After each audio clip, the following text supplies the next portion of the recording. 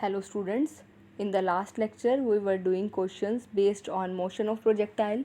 In this lecture we will continue with that. Sixth question is, a body is projected vertically upwards from point A with a given velocity u. Show that the direction in which the another body must be projected simultaneously with velocity v from point B in the same horizontal line with A so as to strike the first body is sin inverse v by u. यहाँ पर दो bodies हमें given है. A body को हमने project किया है vertically upward direction में u वेलोसिटी के साथ, और जो सेकंड बॉडी है उसको हमने v बॉडी के साथ प्रोजेक्ट किया है b पॉइंट से. जो a और b है वो पॉइंट्स जहाँ से हम बॉडी को प्रोजेक्ट कर रहे हैं वो दोनों सेम हॉरिजॉन्टल लाइन पर है. हमें फाइंड आउट करना है जो सेकंड बॉडी है उसको हम किस एंगल से प्रोजेक्ट करें कि वो फर्स्ट बॉडी को स्ट्राइक करे. इसको हम डायग्राम की हेल्प से देखेंगे. फर्स्ट बॉडी को हमने ए पॉइंट से प्रोजेक्ट किया और वर्टिकली अपवर्ड डायरेक्शन में, मींस इस डायरेक्शन में आपने फर्स्ट बॉडी को प्रोजेक्ट किया. फर्स्ट बॉडी का एंगल ऑफ प्रोजेक्शन 90 डिग्री है हॉरिजॉन्टल के साथ. सेकंड बॉडी है उसको वी वेलोसिटी के साथ प्रोजेक्ट किया.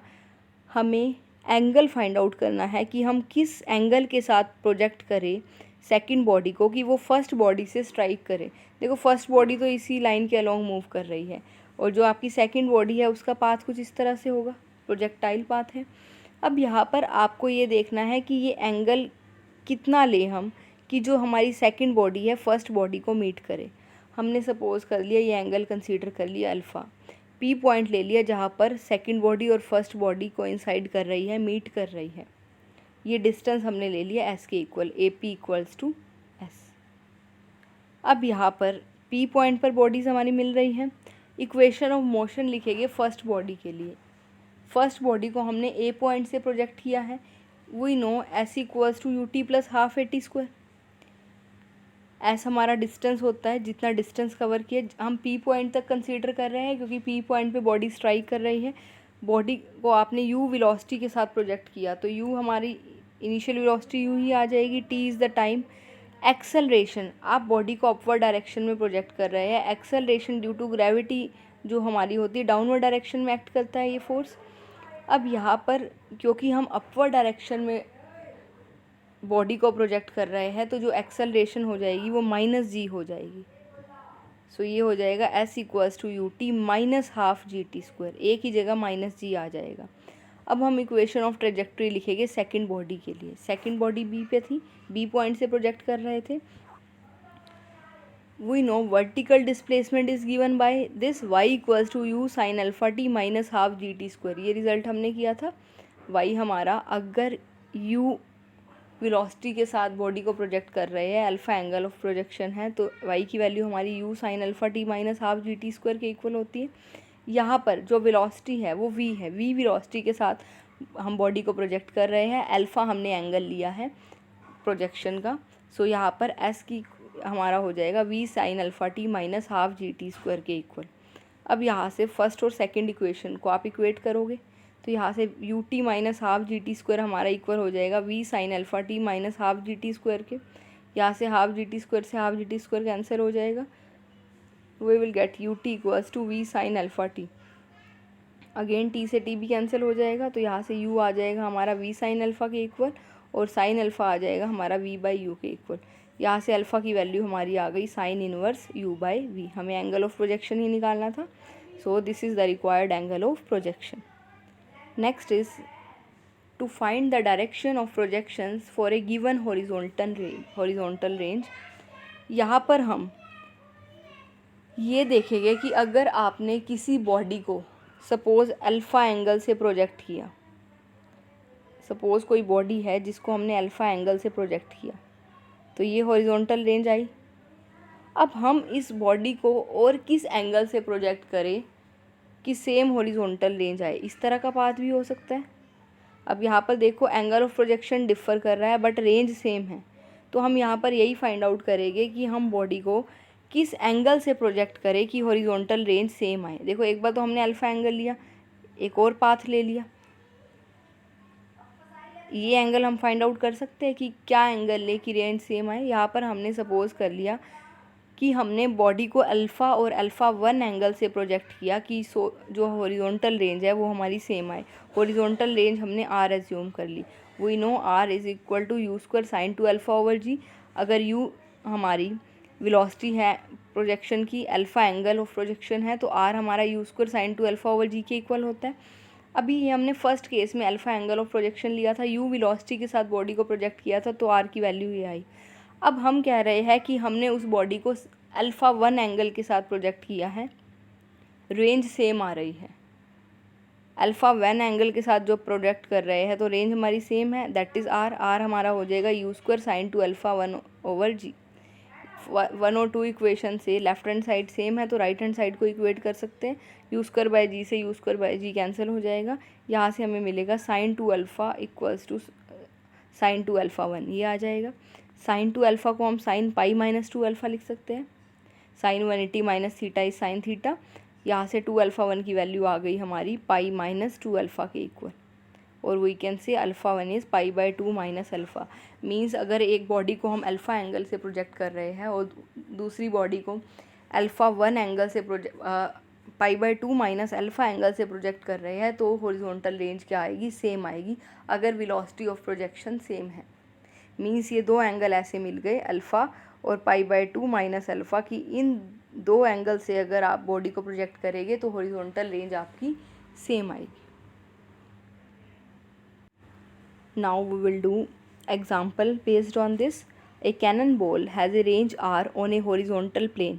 If h and h dash are the greatest heights and t dash are the times of flights in two possible paths, show that r equals to under root 4 h dash equals to half g t dash. हमने यहाँ पर एक ball को project किया, दो paths लिए project करने के लिए, देखो, और ये गिवन है जो हॉरिजॉन्टल रेंज है वो सेम है दोनों केसेस में। मीन्स इस तरह का है, आपने एक पाथ ये ले लिया, हॉरिजॉन्टल रेंज यहाँ पर आर है, एक पाथ ये ले लिया कि हॉरिजॉन्टल रेंज आपकी सेम आई, ये सेकंड पाथ ले लिया, so that horizontal range same है but angle of projection differ कर रहा है यहाँ पर, और यहाँ पर ग्रेटेस्ट हाइट भी डिफ़र कर रही है। हमें दे रखा है कि दो पाथ्स हमने लिए, उनकी हॉरिजॉन्टल रेंज सेम है, एच और H dash greatest height given है। ग्रेटेस्ट हाइट अगर एक केस में एच है, ये हमारी ग्रेटेस्ट हाइट है, तो दूसरी केस में ग्रेटेस्ट हाइट एच डैश के इक्वल है, ये हमें गिवन है। टी और T dash time of flight given है। हमें शो करना है आर को अंडर रूट 4 एच डैश के इक्वल और 1/2 जी टी डैश के इक्वल। सो दो पाथ है, एक ही बॉल को दो बार आपने प्रोजेक्ट किया है, दोनों केसेस में हॉरिजॉन्टल रेंज सेम है, ग्रेटेस्ट हाइट डिफरेंट है और वो एच और एच डैश के इक्वल है, टाइम ऑफ फ्लाइट भी डिफरेंट है, वो टी और टी डैश के इक्वल है। हमें ये शो करना है। देखो, हॉरिजॉन्टल रेंज सेम कब आती है, जब आप एक बार बॉडी को अगर अल्फ़ा एंगल से प्रोजेक्ट कर रहे हैं तो दूसरी बार उस बॉडी को पाई बाय 2 माइनस अल्फ़ा एंगल से प्रोजेक्ट करेंगे, तभी हॉरिजॉन्टल रेंज सेम आएगी। अब यहाँ पर रेंज सेम है तो हमने अगर एक एंगल ऑफ प्रोजेक्शन अल्फ़ा लिया है तो दूसरा angle pi by 2 minus alpha होगा। नाउ इस तरह का ये है, एक बार आपने बॉडी को अल्फ़ा एंगल से प्रोजेक्ट किया और एक बार आपने बॉडी को पाई बाय 2 माइनस अल्फ़ा एंगल से प्रोजेक्ट किया, सो दैट जो हॉरिजॉन्टल रेंज है वो हमारी सेम है, ये आर के इक्वल है। अब यहाँ पर ग्रेटेस्ट हाइट आप देख रहे हो दोनों केसेस में डिफ़र कर रही है, एक केस में हाइट एच है, दूसरे केस में हाइट एच डैश है, ये हमें गिवन है। नाउ यू हमने ले ली वेलोसिटी ऑफ प्रोजेक्शन, आर हमारा अगर यू वेलोसिटी ऑफ प्रोजेक्शन है, अल्फ़ा एंगल ऑफ प्रोजेक्शन है, तो आर की वैल्यू हमारी होती है u square sine two alpha over g के इक्वल। रेंज हमारी सेम है दोनों केसेस में, अगर आप अल्फ़ा को यहाँ पाई बाय 2 माइनस अल्फ़ा से भी रिप्लेस कर दोगे तो आर की वैल्यू यही आएगी। एच की वैल्यू फर्स्ट केस में जब हमने अल्फ़ा एंगल से प्रोजेक्ट किया है बॉडी को, तो एच की वैल्यू क्या होगी, u square sine square alpha over 2g के इक्वल। अगर हमने बॉडी को पाई बाय 2 माइनस अल्फ़ा एंगल से प्रोजेक्ट किया है तो ग्रेटेस्ट हाइट को हम एच डैश से डिनोट कर रहे हैं और एच डैश हमारा होगा you square sine square pi by 2 minus alpha over 2g के इक्वल। हम इसको लिख सकते हैं u square cos square alpha over 2g because sign 90 minus theta is cos theta. अब हमें शो करना है r equals to √4h dash, इस तरह का शो करना है। तो आर स्क्वायर फाइंड आउट करेंगे हम। आर स्क्वायर को हम 4h डैश के इक्वल दिखा देंगे। Now R is this, R ये है हमारा, आर स्क्वायर यहाँ से हो जाएगा u⁴ sine square alpha cos square alpha into 4/g², that is this. R square की वैल्यू ये आ जाएगी। अब यहाँ से इसको हम लिख सकते हैं 2 into 2u² sine square alpha over g into 2 into u² cos square alpha over g. अब यहाँ से अगर आप देखें h की वैल्यू है u² sign square alpha over 2g, तो u² sign square alpha over g को हम लिख सकते हैं 2h। इसी तरह से h डैश की वैल्यू है u² cos square alpha over 2g, यहाँ से u² cos square alpha over g को हम 2h डैश लिख सकते हैं, इसको लिख देंगे 2h डैश और यहाँ से इसको लिख देंगे 2h, तो ये हो जाएगा 16h डैश। तो r की वैल्यू हमारी आ गई 4√h डैश। अब हम टाइम ऑफ फ्लाइट लिखेंगे। अगर u वेलोसिटी ऑफ प्रोजेक्शन है, अल्फ़ा एंगल ऑफ प्रोजेक्शन है, तो टाइम ऑफ फ्लाइट हमारा इक्वल होता है 2u sign alpha over g के। फर्स्ट केस में एंगल ऑफ प्रोजेक्शन अल्फ़ा है तो टाइम ऑफ फ्लाइट t है। सेकंड केस में एंगल ऑफ प्रोजेक्शन हमारा π/2 माइनस अल्फ़ा है और टाइम ऑफ फ्लाइट को हम डिनोट कर रहे हैं t डैश से, तो t डैश हमारा हो जाएगा 2u साइन अल्फ़ा के प्लेस पे π/2 माइनस अल्फ़ा आ जाएगा ओवर g। यहाँ से t डैश हमारा आ गया 2u cos alpha over g। अब r की वैल्यू हमारी है u² sine 2 alpha over g। हमें शो करना है r equals to 1/2g t dash, तो r को हम t डैश की टर्म्स में लिखेंगे। Now r is this. अब t की वैल्यू है हमारी u कोस 2u sign alpha over g, तो यहाँ पर इसको हम इस तरह से लिख सकते हैं 2 into u sine alpha over g u cos alpha over g into g. U sine alpha over g हमारा t/2 के इक्वल है, u cos alpha over g यहाँ से देखिए t'/2 के इक्वल है, तो ये हमारा आ गया r की वैल्यू 1/2g t डैश, यही हमें शो करना था। Thus r is equal to 4√h dash equals to 1/2g t dash.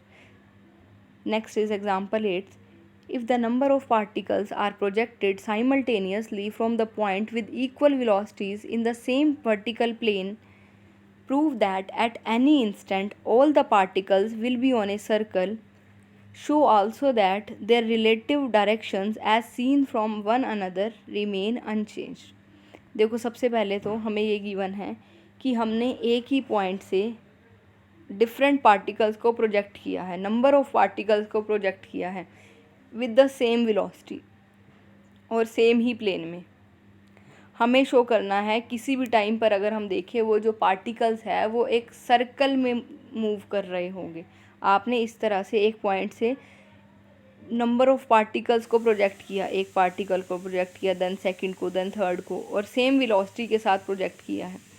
हमें शो करना है जो वो पाथ फॉलो करेंगे वो एक सर्कल होगा। उसके बाद हम शो करेंगे उन पार्टिकल्स की जो रिलेटिव डायरेक्शन है। एक पार्टिकल अगर सपोज़ यहाँ पर है किसी टाइम पर, एक पार्टिकल यहाँ पर है, तो उनकी जो रिलेटिव डायरेक्शन है, अगर सपोज़ t टाइम पर एक पार्टिकल p यहाँ पर है, q पार्टिकल यहाँ पर है, किसी और टाइम के बाद suppose after some time t dash time के बाद पार्टिकल p ने अपनी पोजीशन चेंज कर ली, q ने अपनी पोजीशन चेंज कर ली। हमें शो करना है कि जो उनकी रिलेटिव पोजीशन है, मींस इस पार्टिकल की पोजीशन इस पार्टिकल के से वो सेम रहेगी हर टाइम पे। टी टाइम पे अगर पोजीशन ये इस तरह की है पी क्यू, तो टी डैश टाइम पर भी अगर हम इनकी पोजीशन देखें वो सेम होगी, ये हमें शो करना है। तो सबसे पहले तो हम शो करेंगे कि वो सर्कल के अलोंग मूव कर रहे हैं, पार्टिकल्स जो पाथ ट्रैवल कर रहे हैं, पाथ फॉलो कर रहे हैं, वो एक सर्कल है।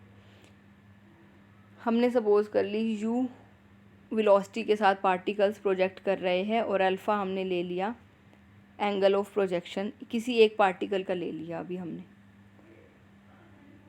कोई एक पार्टिकल ले लिया। देखो सारे पार्टिकल्स हमें ये गिवन है एक ही वेलोसिटी के साथ मूव कर रहे हैं, एक ही पॉइंट से एक साथ आपने प्रोजेक्ट किए हैं, एक ही वेलोसिटी के साथ एक साथ आपने प्रोजेक्ट किए हैं एक ही पॉइंट से, वेलोसिटी सेम है, means angle of projection differ कर सकता है। हमें शो करना है वो सर्कल के अलोंग मूव करेंगे। हमने अल्फ़ा ले लिया किसी एक पार्टिकल का angle of projection, T time पे हमने सपोज कर दिया जो पार्टिकल है वो पी पॉइंट पर है, एक पार्टिकल कंसीडर किया आपने, आप इसी पॉइंट से एक से ज़्यादा पार्टिकल एक साथ प्रोजेक्ट कर रहे हैं, एक पार्टिकल इस तरह का, एक पार्टिकल इस तरह का, इस तरह से आप प्रोजेक्ट कर रहे हो सेम वेलोसिटी से। किसी टाइम टी पर एक पार्टिकल आपने अल्फ़ा वेलोसिटी के साथ प्रोजेक्ट किया, सपोज कर ली पी उसकी पोजीशन है, पी के कोऑर्डिनेट ले लिए हमने एक्स और वाई, तो एक्स की वैल्यू क्या होगी हमारी you cos alpha into T, you यहाँ पर वेलोसिटी है, अल्फ़ा एंगल ऑफ प्रोजेक्शन है। इसी तरह से वाई को हम लिख सकते हैं u sine alpha t minus half g t square, और y plus 1/2 g t square को हम लिख सकते हैं u sine alpha T.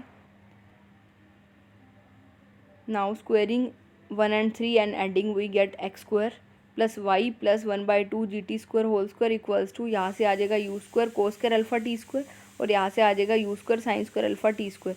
You square T square common लोगे तो जो आपका रिमेनिंग रह जाएगा कोस square alpha plus sign square alpha, तो वो आपका हो जाएगा 1।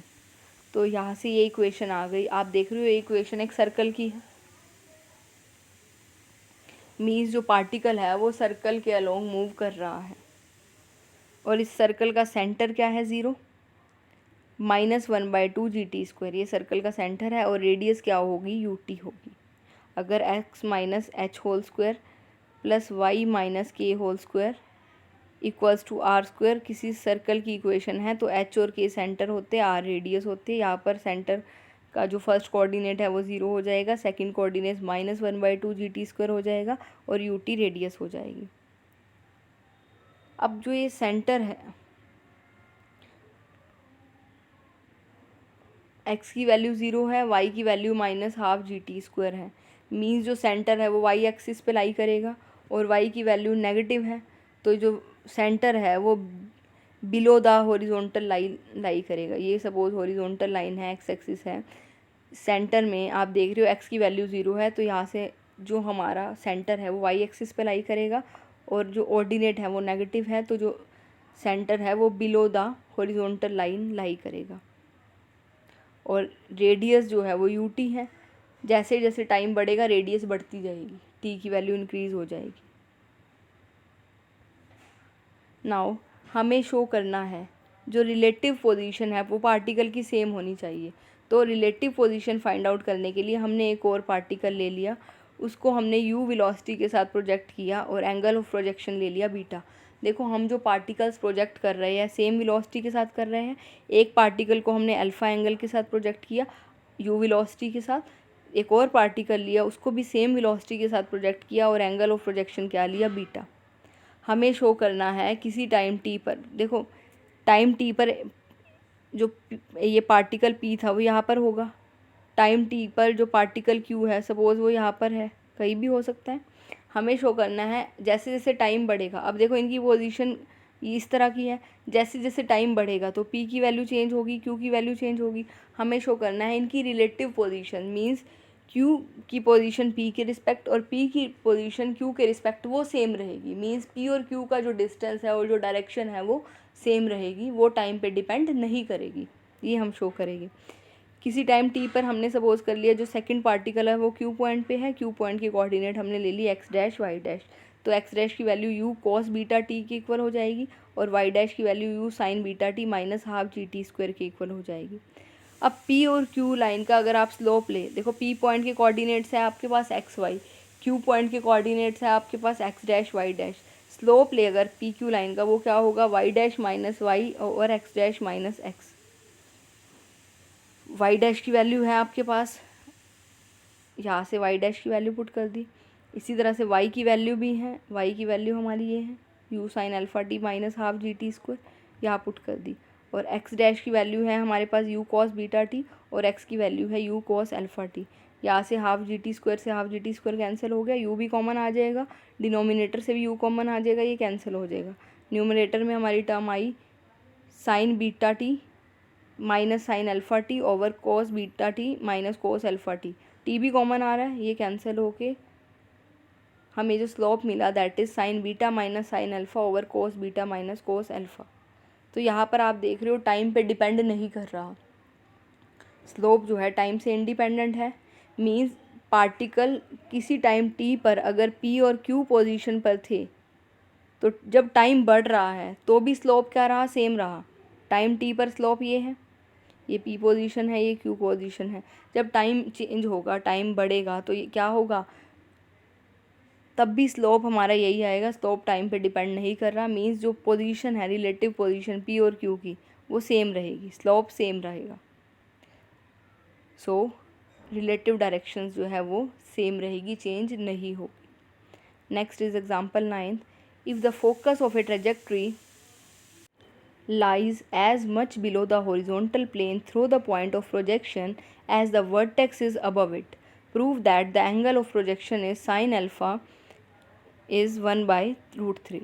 यहाँ पर हम एक पार्टिकल को प्रोजेक्ट कर रहे हैं, हमें ये गिवन है जो फोकस है ट्रेजेक्ट्री का। हमें पता है अगर आप पार्टिकल प्रोजेक्ट कर रहे हो, जो पाथ ट्रैवल करता है पार्टिकल, वो एक पैराबोला की फॉर्म में होता है।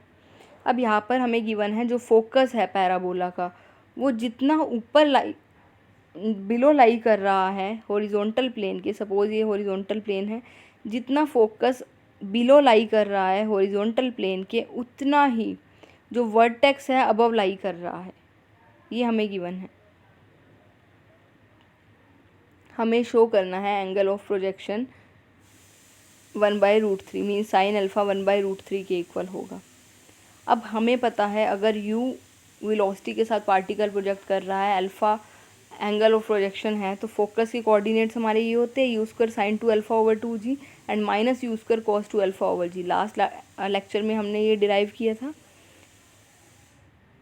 वर्टेक्स के कोऑर्डिनेट हमारे होते हैं u² sin 2α/g, u² sin square α/2g। ये हमारे वर्टेक्स के कोऑर्डिनेट होते हैं। ये हमारे फोकस के कोऑर्डिनेट है अगर u वेलोसिटी है और अल्फ़ा एंगल ऑफ प्रोजेक्शन है। हमें ये गिवन है कि depth of focus below the horizontal line is equal to height of vertex above the horizontal plane, कि जितना फोकस बिलो है हॉरिजॉन्टल लाइन के, जितना फोकस बिलो है हॉरिजॉन्टल लाइन के, उतना ही जो वर्टेक्स है वो अबव है। मीन्स जो y की वैल्यू है, देखो अगर इस तरह का कोई पॉइंट है, सपोज़ ये फोकस है और ये वर्टेक्स है और ये डिस्टेंस सेम ही है, इट मीन्स कि जितना फोकस बिलो है हॉरिजॉन्टल प्लेन के, उतना ही वर्टेक्स अबव है, मीन्स ये डिस्टेंस सेम है। तो जो फोकस का y कोऑर्डिनेट होगा और वर्टेक्स का ऑर्डिनेट होगा वो सेम होगा। यहाँ से आप देखो फोकस का ऑर्डिनेट ये है, वर्टेक्स का ऑर्डिनेट ये है, तो ये दोनों इक्वल हो गए। सो इक्वेट कर दिया। जस्ट डायरेक्शन का ही फ़र्क होता है। देखो अगर कोई पार्टिकल यहाँ सपोज़ ये 1-2 पॉइंट पे है और ये पार्टिकल सपोज़ ये -2 है, ये 2 है, ये 1-2 पॉइंट पे है, या x की वैल्यू कुछ भी हो, हमें यहाँ पर ये गिवन है डिस्टेंस इनका सेम है, जितना ये बिलो है इतना ये अबव है। यहाँ पर हमने x की वैल्यू 1 ली है। तो जब इस तरह का गिवन है तो जितना वर्टेक्स अबव है, जितना फोकस बिलो है, ये गिवन है, तो जो y कोऑर्डिनेट होगा वो सेम होगा। बस नेगेटिव साइन इसलिए आता है क्योंकि एक ओरिजिन से अबव है, एक ओरिजिन से बिलो है, बट डिस्टेंस तो सेम ही होगा 2 यूनिट। तो यहाँ पर ये डिस्टेंस तो सेम होगा, नेगेटिव साइन कंसीडर नहीं करेंगे, that is just for direction. यहाँ से इसको सिंप्लीफाई कर लेंगे। यहाँ से हमारा आ गया cos 2α equals to sine square alpha. We can write cos 2α as 1 minus sine 2 sine square alpha. तो यहाँ से साइन अल्फ़ा की वैल्यू हमारी सिंप्लीफाई करके आ गई 1/√3। यही हमें फाइंड आउट करनी थी। Next is example 10th। Particles are projected from a point O in a vertical plane with velocity √2gk. Prove that the locus of the vertices of their path is the ellipse x² + 4y into y minus k equals to 0। देखो particle को हमने O point से project किया है vertical plane में, √2gk इस velocity के साथ प्रोजेक्ट किया है। देखो पार्टिकल को प्रोजेक्ट किया है तो वो पैराबोला शेप में मूव करेगा, जो पाथ फॉलो करेगा पार्टिकल वो पैराबोला की फॉर्म में, पैराबोला की शेप में होगा। हमें शो करना है जो वर्टेक्स होंगे, जो पाथ वो फॉलो कर रहा है उसके जो वर्टेक्स होंगे, अगर उनका लोकस ले ले, हमें शो करना है जो उनका लोकस होगा वो एक इलिप्स बनेगा। देखो वेलोसिटी हमें गिवन है, इस वेलोसिटी के साथ पार्टिकल को प्रोजेक्ट कर रहे हैं। अगर u वेलोसिटी गिवन है, suppose alpha angle of projection है, तो हम वर्टेक्स के कोऑर्डिनेट लिख सकते हैं। हमने सपोज़ कर लिए x और y वर्टेक्स है, तो x की वैल्यू क्या होगी, u square sine alpha cos alpha over g, और y की value u square sine square alpha over 2g। अगर हमें वेलोसिटी ऑफ प्रोजेक्शन पता हो, एंगल ऑफ प्रोजेक्शन पता हो, तो हम वर्टेक्स फाइंड आउट कर सकते हैं। यहाँ से हमने वर्टेक्स फाइंड आउट कर लिए, हमें वर्टेक्स का लोकस लेना है। नाउ u इज़ √2g के, u की वैल्यू यहाँ पुट कर देंगे x की वैल्यू और y की वैल्यू में। तो x हमारा आ जाएगा 2k sine alpha cos alpha, और y की वैल्यू हमारी आ जाएगी k sine square alpha. X square को हम लिख सकते हैं 4k square sine square alpha cos square alpha, and we can write cos square alpha as 1 minus sine square alpha, और साइन स्क्वायर अल्फ़ा की वैल्यू यहाँ से आप फाइंड आउट करो तो y बाई के आ जाएगी। So x square will be 4k square sine square alpha is y by k, sine square alpha is again y by k. इसको simplify कर लेंगे, ये हमारा आ रहा है x square equals to -4y into y minus k. So इसको हम लिख सकते हैं x square plus 4y into y minus k equals to 0। ये हमारा एलिप्स आ गया, हमें यही शो करना था। देखो हमें लोकस लेना था उसके बाद का, हमने लोकस ले लिया। यहाँ पर हमें एंगल ऑफ प्रोजेक्शन नहीं गिवन, एंगल ऑफ प्रोजेक्शन हमने खुद से एज्यूम किया है। तो जो आंसर है उसमें से हम अल्फ़ा को एलिमिनेट कर देंगे, तो रिक्वायर्ड लोकस आ जाएगा। Next is 11th example. A tower of height h stands on a horizontal ground and a particle is projected with speed u from the top so as to hit the ground at the greatest distance from the foot of the tower. Prove that this distance is u by g under root u square plus 2gh. एक tower given है हमें, यहाँ पर tower की height हमें h given है। Tower जो है ग्राउंड पे स्टैंड है जिसकी हाइट h है।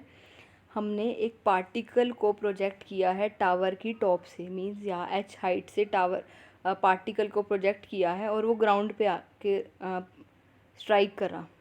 हमें फाइंड आउट करना है कि मैक्सिमम कितना डिस्टेंस वो कवर कर सकता है ग्राउंड पे, फुट ऑफ टावर से लेकर वो किस पॉइंट पर जाए कि जो डिस्टेंस है वो ग्रेटेस्ट हो। और हमें शो करना है ग्रेटेस्ट डिस्टेंस जो है वो u by g under root u square plus 2gh के इक्वल है। इस तरह का है, ये हमने ले लिया कि ओ पॉइंट जहाँ से हम पार्टिकल को प्रोजेक्ट कर रहे हैं उसको हमने ओरिजिन ले लिया। This is x axis, this is why axis. जो टावर है हमारा उसकी हाइट h है। इस हाइट टावर के टॉप से हम पार्टिकल को प्रोजेक्ट कर रहे हैं, तो जो ओरिजिन है उससे ये ए पॉइंट का डिस्टेंस मीन्स जो ग्राउंड पे पॉइंट है ये उसका डिस्टेंस h होगा। हमने सपोज़ किया जो पार्टिकल है वो बी पॉइंट पर ग्राउंड को स्ट्राइक कर रहा है। बी पॉइंट के कोऑर्डिनेट्स हमने ले लिए x माइनस एच, एक्स ये डिस्टेंस ले लिया और माइनस एच ये डिस्टेंस, क्योंकि ये ओरिजिन से बिलो लाई कर रहा है पॉइंट तो y कोऑर्डिनेट नेगेटिव होगा। अब यहाँ पर u वेलोसिटी के साथ हम पार्टिकल को हमने सपोज़ किया प्रोजेक्ट कर रहे हैं और अल्फ़ा हमने एंगल ऑफ प्रोजेक्शन ले लिया। तो इक्वेशन ऑफ ट्रेजेक्ट्री लिख सकते हैं y equals to x tan alpha minus g x square over 2 u square cos square alpha. Now we can write 1 by cos square alpha equals to secant square alpha and secant square alpha is equal to 1 plus tangent square alpha. अब particle जब ground पे strike कर रहा है तो जो B point के coordinate है वो है x और माइनस एच। तो x माइनस एच पॉइंट इस ट्रेजेक्ट्री पे, इस पाथ पे लाई करेगा तो इसको सेटिस्फाई करेगा, क्योंकि देखो यहाँ पर ये जो पॉइंट है ये जो पाथ है जो ट्रेजेक्ट्री है उस पर लाई कर रहा है बी पॉइंट।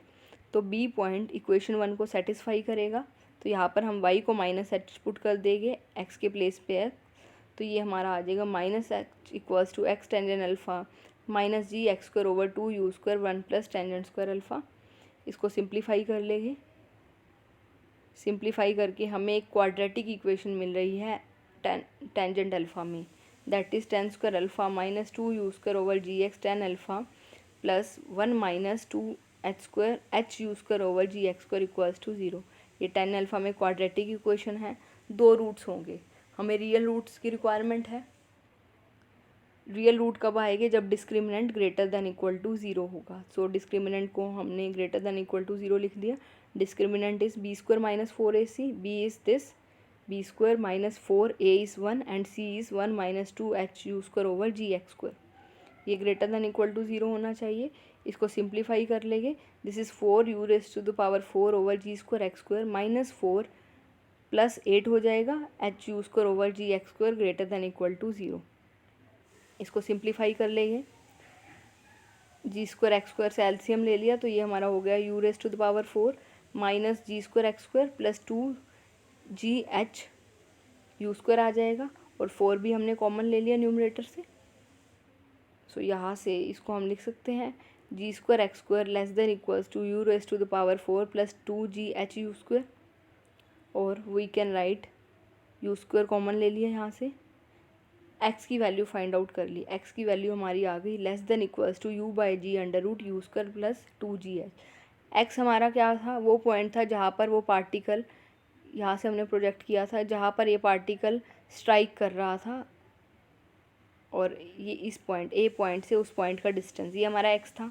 अब एक्स की वैल्यू क्या कह रही है, लेस देन इक्वल टू होगी इससे, मीन्स जो मैक्सिमम वैल्यू है, ग्रेटेस्ट वैल्यू है एक्स की, वो क्या हो गई u by g under root u square plus 2GH। हमें मैक्सिमम डिस्टेंस ही चाहिए था, so this is the required distance. Next is example 12th। A bomber is flying at a constant horizontal velocity of 210 km per hour at a height of 1000 meters above the ground। कोई bomber है वो fly कर रहा है constant horizontal velocity के साथ, means horizontal direction के along ही वो फ्लाई कर रहा है। वेलोसिटी है 210 kilometre per hour, vertical velocity यहाँ पर 0 है, और जो बॉम्बर है वो फ्लाई कर रहा है 1000 मीटर अबव द ग्राउंड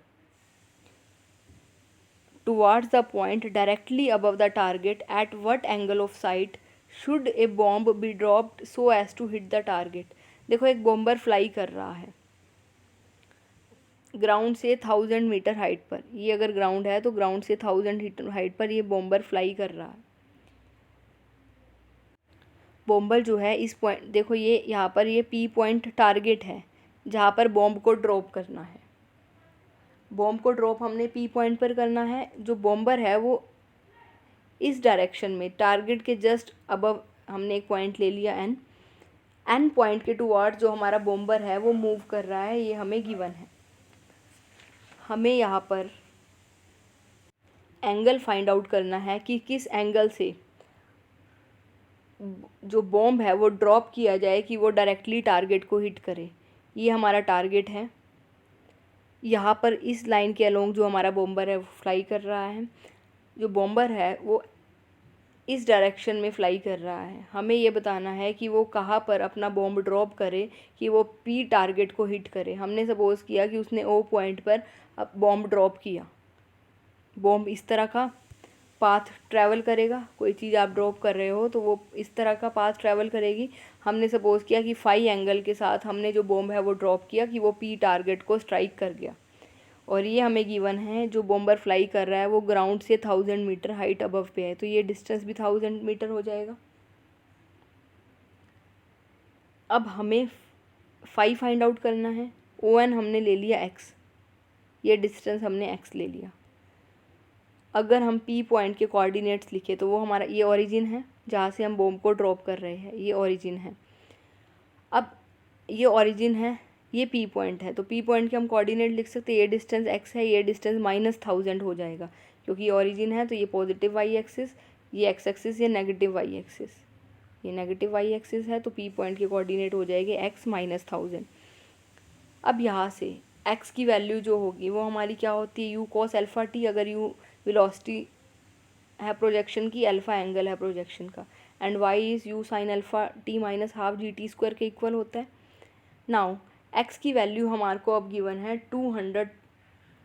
यहाँ पर जो हमारा बॉम्बर है वो horizontal velocity 210 kilometre per hour से फ्लाई कर रहा है, मीन्स जो यू कॉस अल्फ़ा है वो 210 के इक्वल हो जाएगा, क्योंकि हॉरिजॉन्टल कंपोनेंट वेलोसिटी का यू कॉस अल्फ़ा होता है, वही हमें गिवन है। यहाँ पर जो बॉम्बर है वो हॉरिजॉन्टल डायरेक्शन में ही फ्लाई कर रहा है, वर्टिकल उसकी जो डायरेक्शन है, वर्टिकल वेलोसिटी है वो 0 है। सो वर्टिकल वेलोसिटी 0 है, you sine alpha vertical velocity होती है तो वो 0 हो गई। You cos alpha horizontal velocity है, वो 210 हमें गिवन है, तो यहाँ से y की वैल्यू आ गई 0 minus half g t square. अब यहाँ पर x और y हमें p पॉइंट के कोऑर्डिनेट्स गिवन है। देखो ये जो p पॉइंट है इसके कोऑर्डिनेट्स आपने लिए हैं x एंड -1000। हम यहाँ पर जो हमने हॉरिजॉन्टल और वर्टिकल डिस्प्लेसमेंट लिखा है पार्टिकल का, वो p पॉइंट पर अगर लिखे तो x के प्लेस पे x आ जाएगा और y के प्लेस पे -1000 आ जाएगा। तो यहाँ से सिंप्लीफाई करोगे तो टी स्क्वायर की वैल्यू आ जाएगी, और टी स्क्वायर की वैल्यू सिंप्लीफाई करने पे आ रही है 10,000/49 एंड टी इज़ 100/7। एक्स था हमारा 210 इंटू टी के इक्वल, तो यहाँ पुट कर देंगे टी की वैल्यू, तो एक्स की वैल्यू आ जाएगी 3000। हमें फाइंड आउट करना है एंगल। हमने ये ट्रायंगल कंसीडर कर लिया। इस ट्रायंगल में टेंजेंट फाई अगर हम लिखे, टेंजेंट फाई हमारा होगा NP/ON के equal, perpendicular over base means 1000/n, 1000/x, और x की वैल्यू है हमारी 3000। तो ये टेंजेंट फाई हमारा 1/3 आ गया, और फाई की वैल्यू आ गई tan इनवर्स 1/3। मीन्स अगर हम इस एंगल से बॉम्ब को ड्रॉप करेंगे तो वो डायरेक्टली टारगेट को हिट करेगा। Thank you.